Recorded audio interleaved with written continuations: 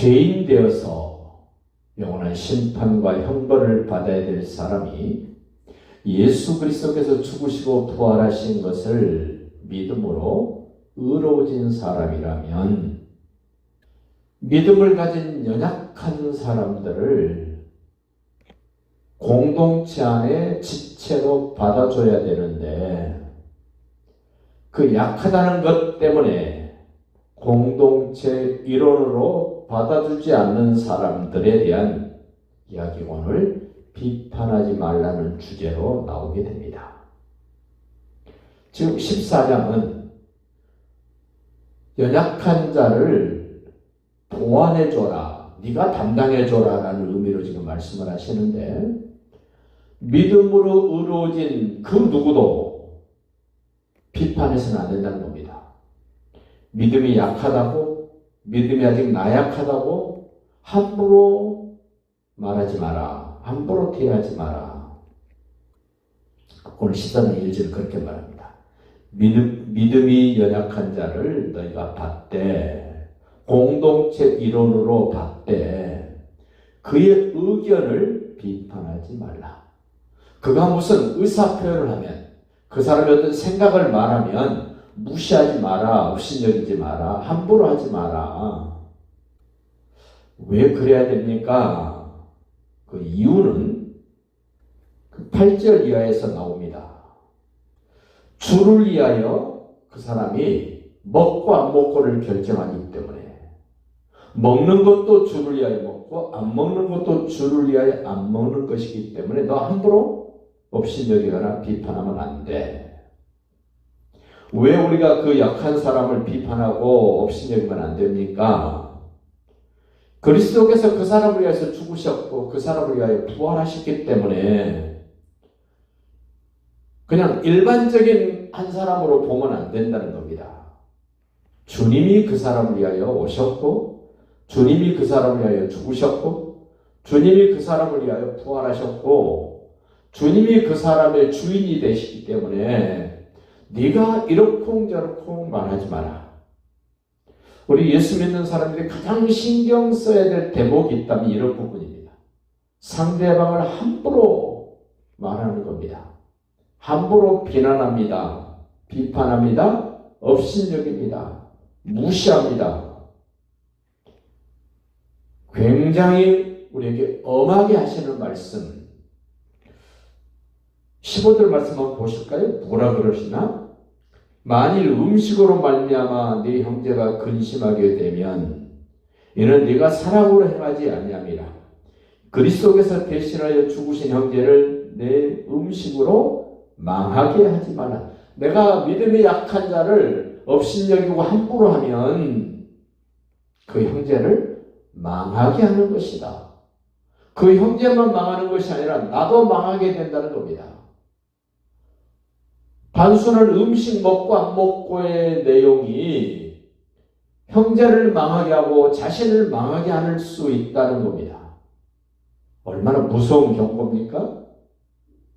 단순히 내가 상대방을 무시했다 그것으로 끝나는 것이 아니라 그 형제를 무시하고 비판하고 업신여기고 함부로 내가 말한 거에 대해서 하나님은 철저하게 심판하신답니다. 심판.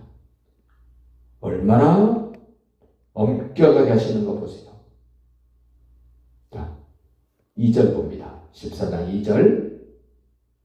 어떤 사람은, 여기 어떤 사람도 믿음이 없는 사람 얘기가 아닙니다. 믿음 있는 사람인데 믿음의 공동체 안에, 사랑의 공동체 안에 들어오는 사람 가운데 어떤 사람은 모든 것을 먹을 만한 믿음이 있다.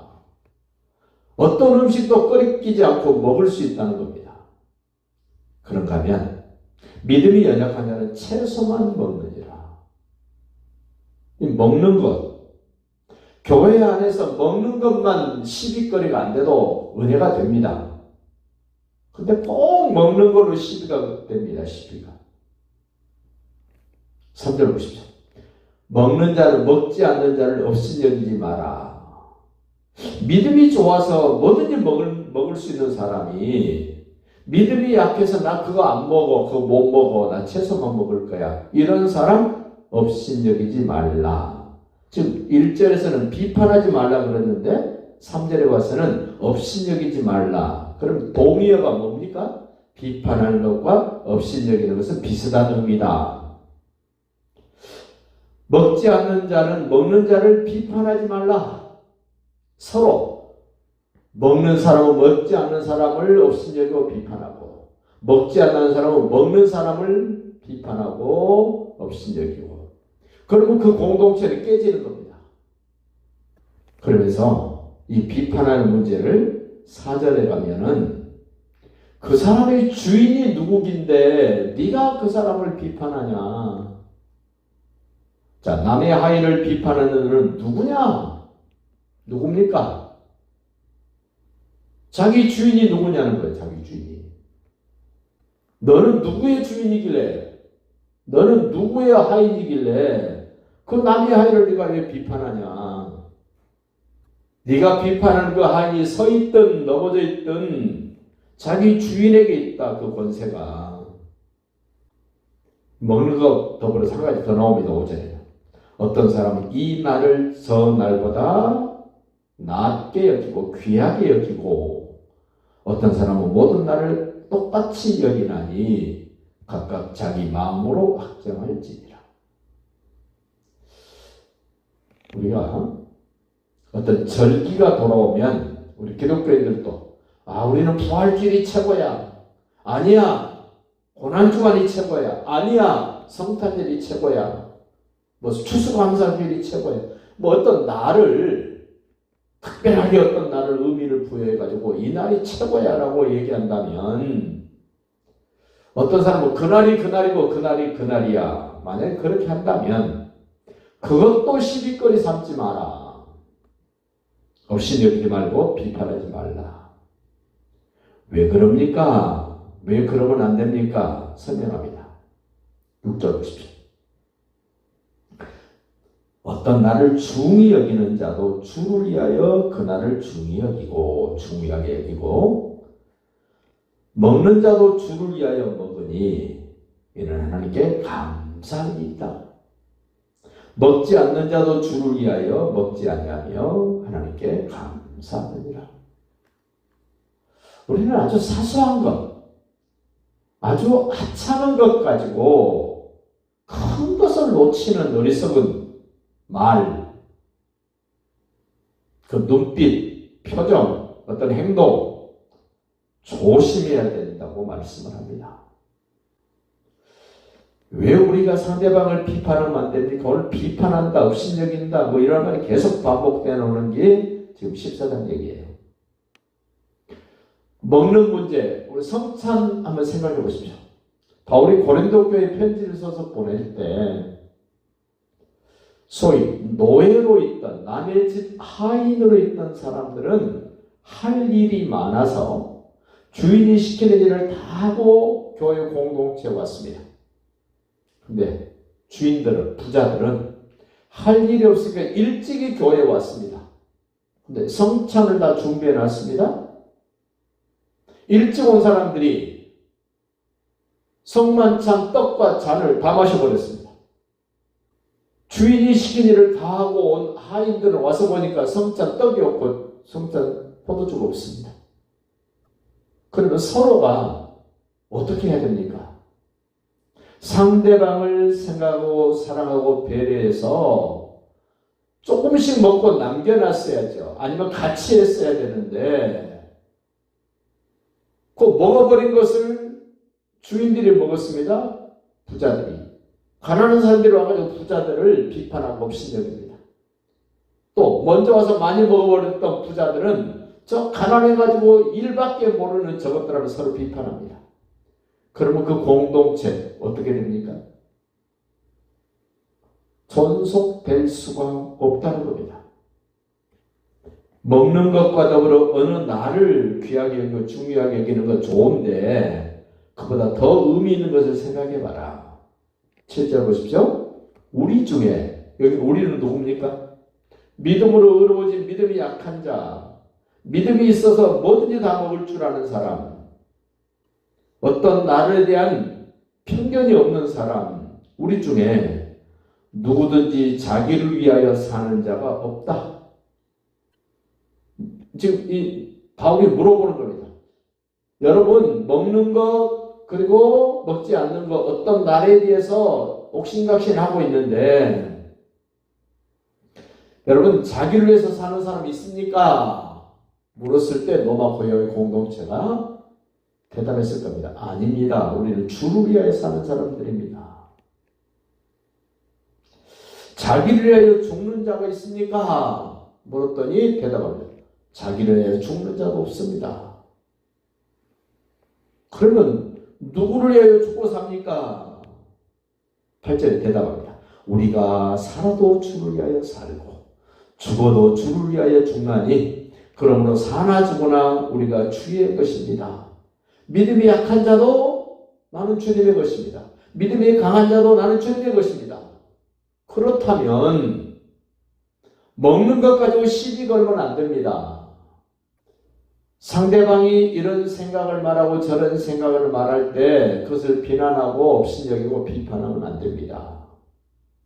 이 결정적인 얘기를 구절에 합니다. 이를 위하여 그리스도께서 죽었다가 다시 살아나셨으니 이를 위하여는 뭡니까? 우리가 살아도 주를 위하여 살고 죽어도 주를 위하여 죽도록 주님이 그렇게 하셨기 때문에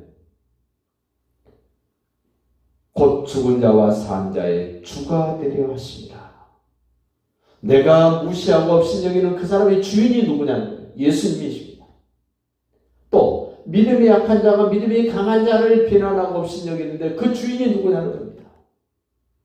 그래서 믿음 안에서 제발 같은 주를 믿고 같은 주님을 위해서 산다면 그 작은 것 사소한 것은 그 얼굴 붉힐 것도 아니고 속상할 일도 아니에요.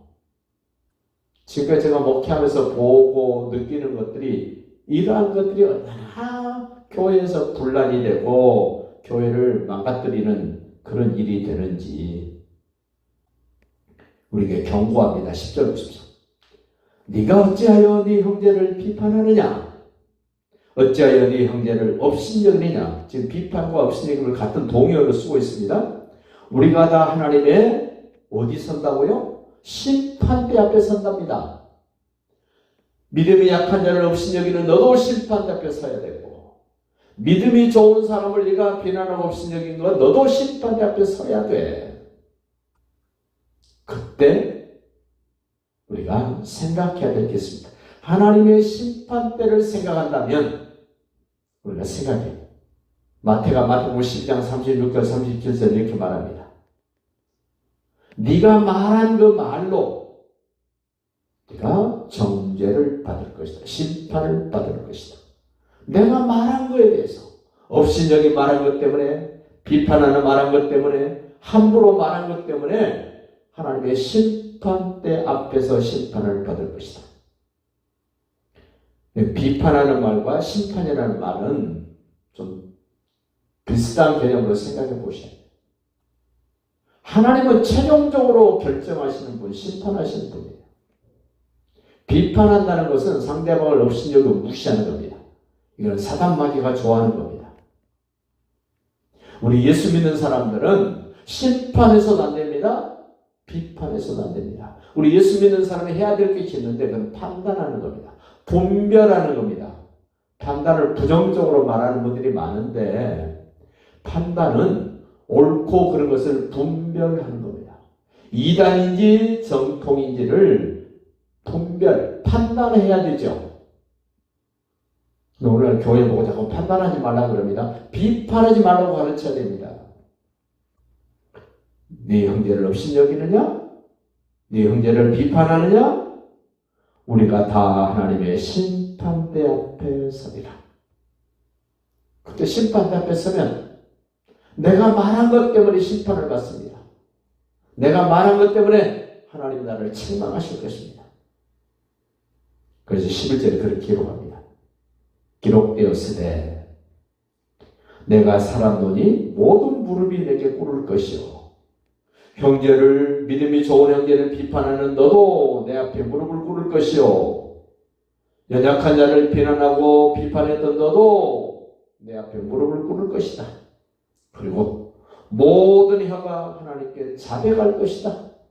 핑계댈 수 없이 네가 그동안 했던 말들을 다 다시 녹음된 거 트는 것처럼 네가 자백하게 될 거야.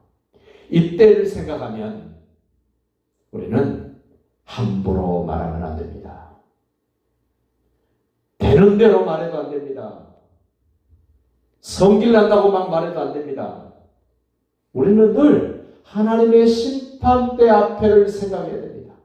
지금 여기서야 뭐 말을 못합니까? 그러나 구원받은 사람이라면, 예수님을 좀 생각하고 하나님의 심판대를 생각한다면 말이 목구멍에 나오다가도 꿀꺽 삼켜야 됩니다. 입 밖에 나오기 전에 입을 다물어야 됩니다. 신앙생활하면서 공동체를 깨트리고 공동체를 힘들게 하는 것이 뭡니까? 업신여기고 비판하는 것, 하나님의 심판대를 잊어버리는 것, 예수님이 나를 위하여, 그 사람을 위하여 죽으시고 부활하셨다는 사실을 까맣게 잊어버리는 것 때문에 이런 일이 벌어집니다. 바울이 로마 교회 공동체에 믿음이 강한 자도 있습니다. 믿음이 약한 자도 있습니다. 이 사람들을 어떻게 굳건하게 세울 것인가?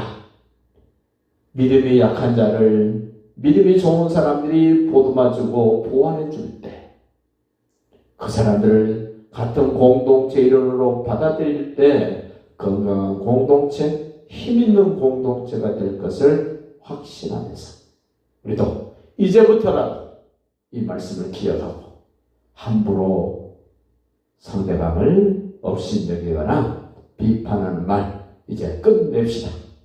이제 사랑하는 말, 축복하는 말, 위로하는 말, 소망을 주는 말만 하면서 살아봅시다.